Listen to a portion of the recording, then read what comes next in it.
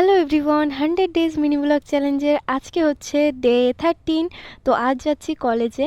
আর দেখো আমার সঙ্গে সঙ্গে কে চলে এসছে, আমি তো খেয়ালই করিনি। এই দেখো, ওকে আমি বারবার বলছি বাড়ি যাও, ওখানে দাঁড়িয়ে আছে, তারপরেও চলে গিয়েছিল। আর এই গরমে তো আমাদের টুপি পরতে হয়েছে, কারণ আমরা যে রাস্তাতে যাই এই রাস্তায় এত পরিমাণে ধুলো, কি বলবো। শ্যাম্পু করে এসেছে, পুরো মাথাটা একদম ধুলোয় ভর্তি হয়ে যাবে। এই দেখো, এই জানলাতে প্রচুর ধুলো আসছিল।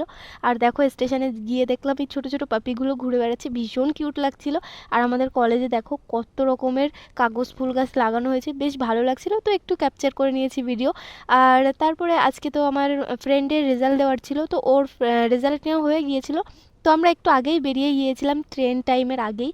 তো গিয়েছিলাম আদর্শ সুইটসে।